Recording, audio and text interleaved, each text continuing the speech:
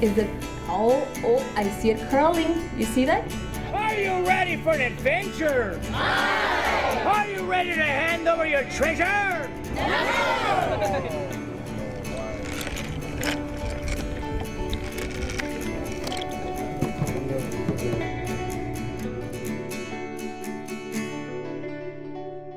One Square Mile, Texas is brought to you by Southwest Airlines, flying the Texas skies since 1971, and community partners in Square Miles from coast to coast.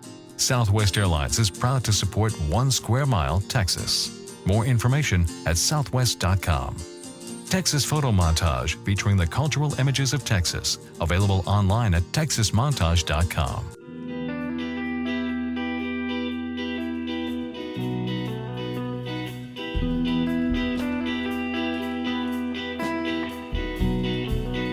Texas is an interesting place, and I think I identify most with Dallas. I don't think I found my tribe until I got here. We're 7 miles from the border, so you get a little bit of everything. You'd be surprised what goes on in a little town. When you're in NAC, they all make sure that you're okay and safe. If you go to a restaurant, plan on a 2-hour wait. I'm living in a city where things are vibrant. When I'm here, I just feel like I'm in the right spot. We're in a cultural explosion influenced by this community.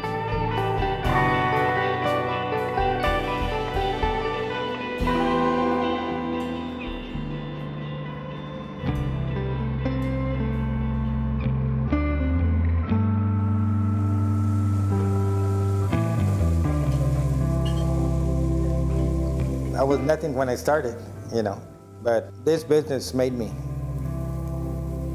We use nothing but fresh seafood. All our seafood is breaded here, and of course we do a lot of grill. We get a lot of flounder. We serve a lot of snapper. We also serve grouper. People that are in the shrimping industry, everybody knows me, and when the boats come in, they'll just call me. We just order on the phone, and they just deliver it. I love Port Isabel. Born and raised here. I come from a family of 14 kids. My dad was from Mexico. My mom was from Port Isabel. We were very poor, and with 14 kids, it's real hard. So I had to quit school on the 10th grade to help support the family because we were in bad shape. You want one ice? No. I was trying to get in the shrimping business, and I was trying to borrow some money to buy a shrimp boat, and then I decided to do this. I started here in early '83 as a seafood market, a fresh seafood.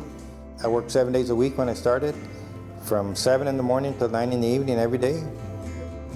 And then I decided to do something different, and we added the Joe's Oyster Bar restaurant. We've been here 31 years. We have a lot of locals, and of course we have a lot of winter Texans, and we have a lot of vacationers coming in. We've been growing our business like between 30 and 35, 40,000 a month. We're doing fine. Financially, we're real strong. To be honest with you, today I can retire tomorrow. This business will take care of me for the rest of my life. I think this place is a gold mine. And I'm proud of myself. I'm really proud of myself.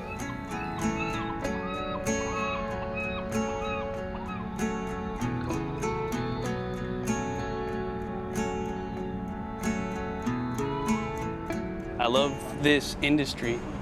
Been doing this since I was in diapers. And I'm pretty blessed and fortunate to be part of something like this. I mean, not a lot of kids can say that. And I know a lot of things, but I know shrimping.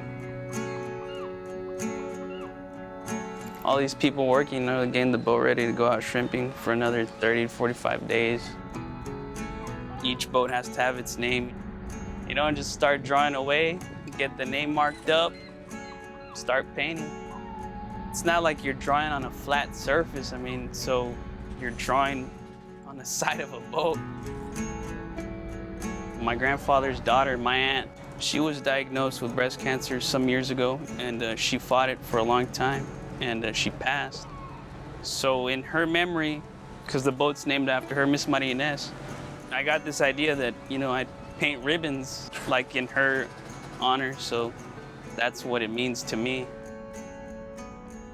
You know, I've always enjoyed drawing, you know, design, stuff like that. You know, I've always had a strong interest in shrimp boats growing up as a kid. You know, I think I learned how to draw a shrimp boat before I could write my own name. There used to be a lot more boats. I mean, all over there was filled up with shrimp boats. There's not a lot of shrimp boats anymore. It's, I guess, a lingering industry, but I mean, there's still people that have a lot of faith, and it's hard, but we're doing it. Right now, my dad's a captain of one of my grandpa's boats, and grandma and grandpa run the business. They've never let me gone out. I only asked my grandfather once, and he said no, and I haven't asked him ever since. I mean, I'm nobody to say anything. I mean, I don't know who or what my grandpa's plans are in the future, but if he did give me that opportunity, I don't think I'll ever be able to fill his shoes, but I mean, I can try. I always make this analogy like a shrimp boat, you know, it's gonna keep dragging. It's gonna keep going. I'm gonna tear nets on the way or whatever, that's cool. Just pick them up, put new ones on, keep dragging. That's it, you know? You know, everything's laid out for us, and it's a question whether, you know, you're motivated to get that.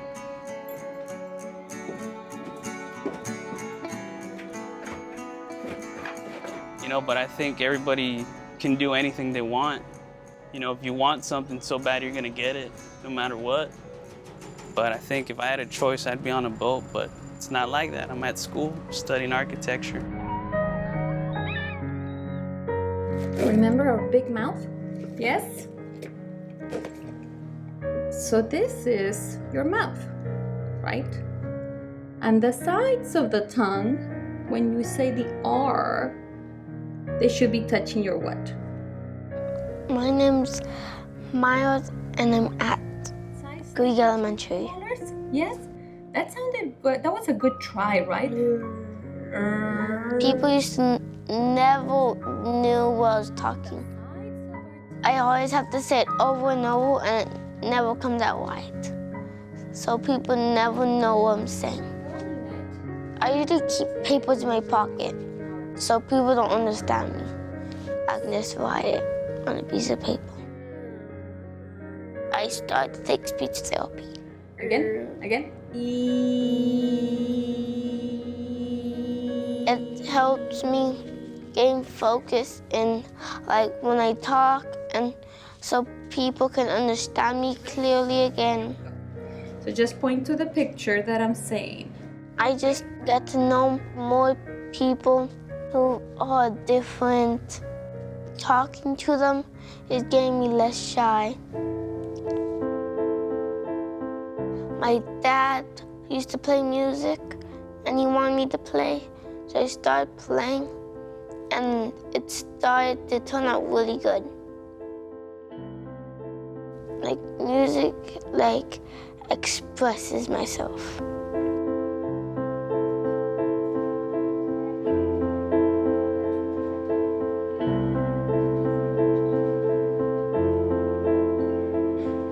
I was hired by the district for 47 years. I was a school teacher. I just thought I was going to enjoy retirement, and I just stayed home in the summer, came back in September, and started substituting and then tutoring. I felt I have a few more years to give to the district and to the kids.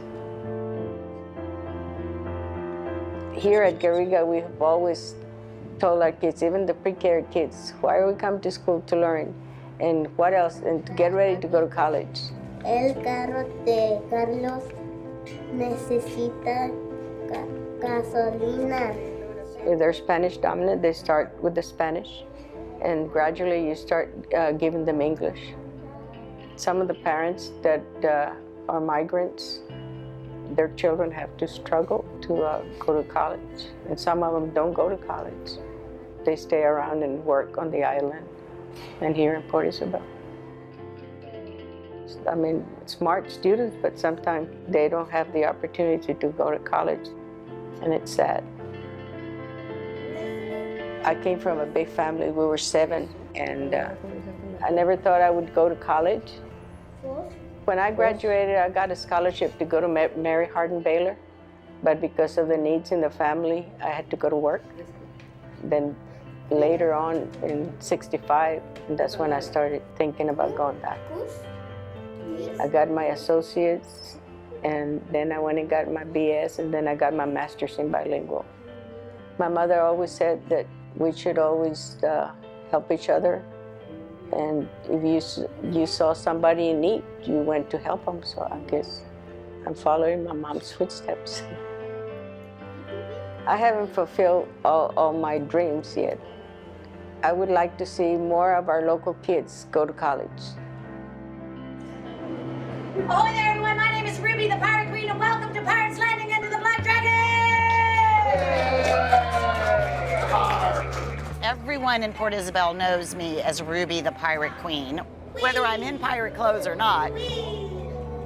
And I think that the main giveaway is when I laugh. When I laugh, everyone in town can hear me. Oh, Caden, now he's all quiet. Nice to meet you, Caden. I walk into every room as if I own it and I'm supposed to be there, you know? Gotcha! How you doing? What's your name, dear? We are the only pirate ship cruise in Texas as of now. We start out by entertaining everyone on the dockside for about half an hour with a fire show or a magic show or a juggling show.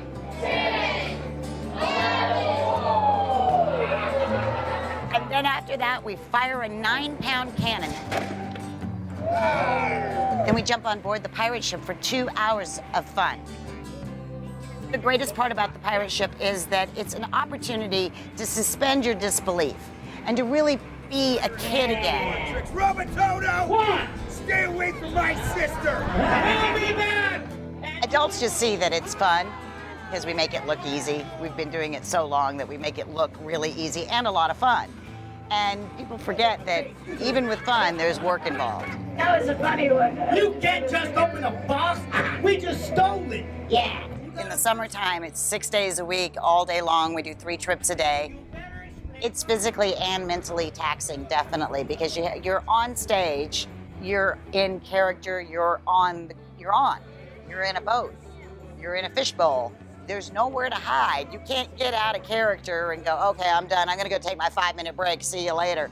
That ain't gonna happen. Did the shark bit you? Oh, you're right. You know what? Every pirate should have their own scar. I have an incredible crew. I mean, not only are they great with the boat, but they're good with the people. And that's what this job takes. It takes a lot of improvisation, thinking quick on your feet, and also keeping a third eye looking out for safety issues. I worked as a circus clown and other things, so it fits right into what I enjoy doing, which is helping others have a fun time. When I left the circus, and I'd been there for about 5 years, landed in Florida, but all my family and friends were still in Texas, so it was difficult for me. Finding this job really helped. It helped bring me back to my performance level and where I wanted to be. I've spent 6 years practically living on this boat, and I can see where you can truly start to love a boat because it has its own personality, and I feel comfortable when I'm here. So I truly love this boat. It's not just a job, it's a love. People tell me all the time, oh, you must have the best job in the world. And I'm like, yep, I do.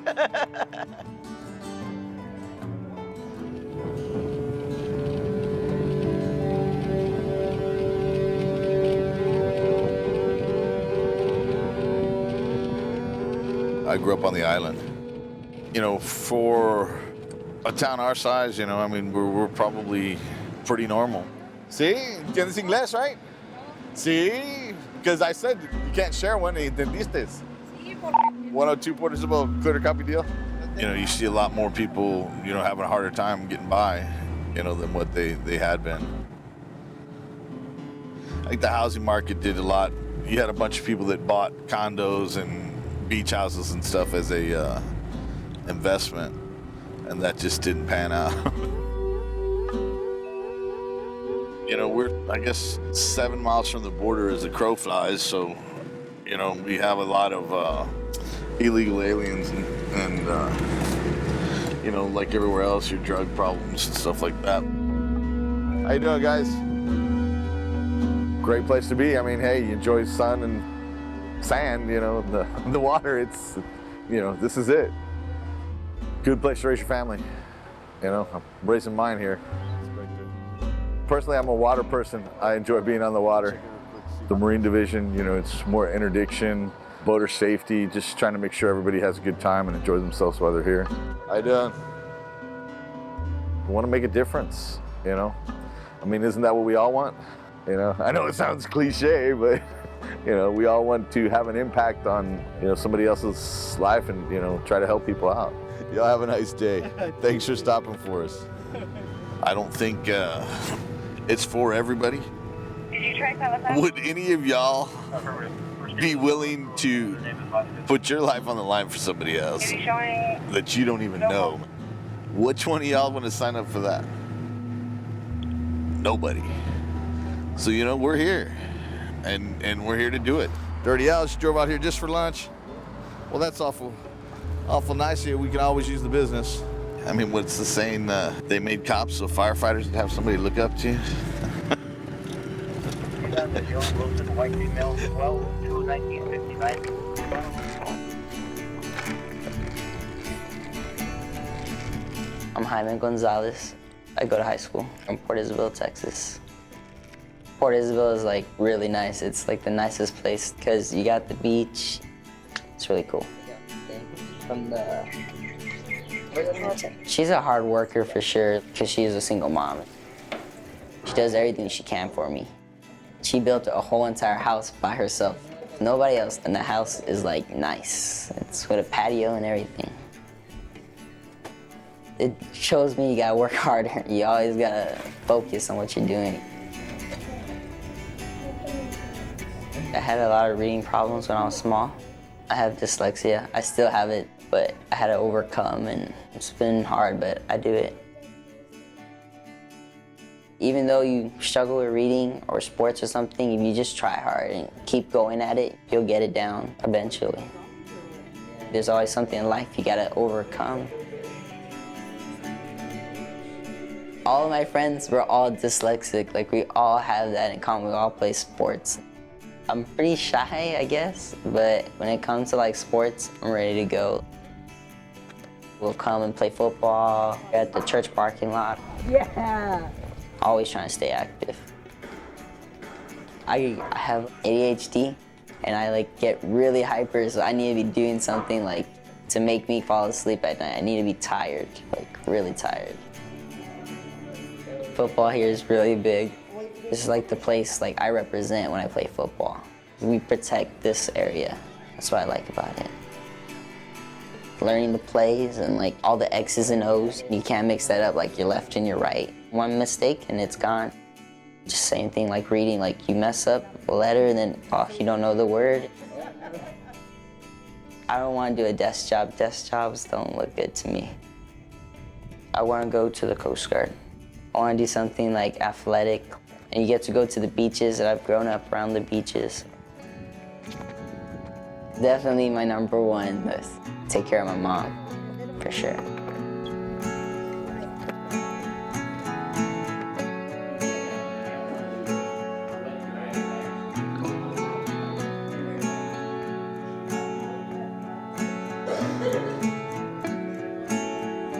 The valley, it's almost like a different world. We have a very large Hispanic population, and you learn more about their culture living here among them, which I did not, know much about.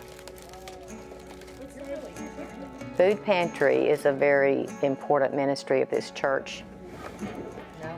We have quite a few people in this community that need this extra help. We have help from other churches in the community, and it's a very strong ministry. We serve 500 families a month. They get fairly well-balanced food, I think, from the canned goods and some fresh food also. I care about people. I love this church because it cares about people. It is good to give thanks to the Lord, to sing praises to your name, O Most High. I am a religious person. And I know some people look at that as being a little phony, or some people don't want to be referred to as that because they think people think they are showing off or boasting about it. I just think by the way we lead our life and live our life, that shows what kind of person we are.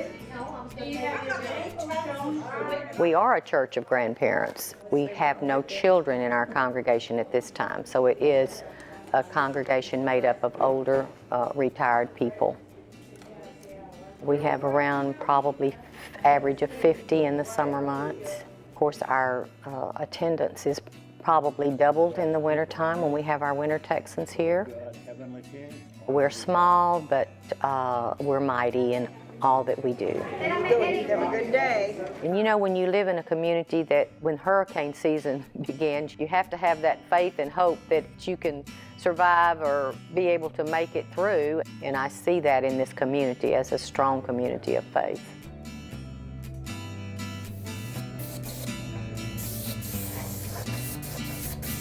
I'm well known for my fish. It's been a love of mine for a long time. What really turns me on is telling a story on what has happened to these fish. I enjoy creating things. When people understand the process, to realize, okay, it goes from this step to this step to this step. Only one of those steps is pretty nasty. There's a tissue that separates the meat from the skin. And so I use a tissue separator and I separate that tissue. I cut the bones from the inside of the skin and I take out the carcass all at one time. I kind of put my mind on autopilot, really. My hands know what to do. It's peaceful. It didn't start off this way. When I first started skinning fish, it took me all day to skin one fish. 22 years later, I do it in about 15, 20 minutes. I tan the skin. I take a urethane foam block, and then I'll take that skin and I'll stretch it over my carving. After that, I seal it. And once that dries, I airbrush them. After I get the colors all layered, then I come back with a gloss. I've been a taxidermist here for the last 22 years. My father started the business in 1945. I have two older brothers. Our dad taught us all. When we were little, we played in the shop, and at 8 years old, I was mounting things, bullfrogs and jackalopes. We were very blessed to have a father who took the time to spend with us and teach us, who planted a seed in me at a very young age that has grown. And my kids being here means a lot to me. I started teaching about 10 years ago. When I first started teaching, my father had a fit. You can't show them this. Taxidermy, especially skin mount, fish taxidermy, is almost becoming a lost art. And if we don't share it, it will be lost. For my 25th birthday, my father called me. I was in Montana. Said for my birthday, he wanted to take me fishing. And he had just moved down here. We went out on the water, and I truly loved it. I could just feel that I was where I was supposed to be. I'm a person who didn't see myself doing this and didn't see myself as being able to be successful at this. We're very, very, very blessed to have stumbled upon this piece of heaven.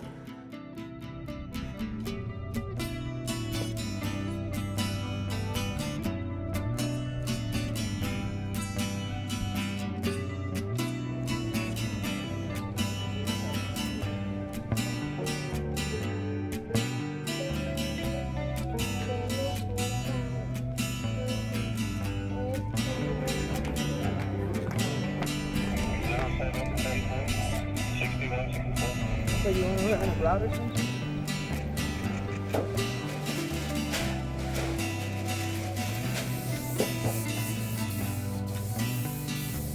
To find out more about this 1 square mile and others, visit our website at osmtx.com. 1 Square Mile, Texas is brought to you by Southwest Airlines, flying the Texas skies since 1971, and community partners in square miles from coast to coast. Southwest Airlines is proud to support 1 Square Mile, Texas. More information at southwest.com. Texas Photo Montage featuring the cultural images of Texas, available online at texasmontage.com.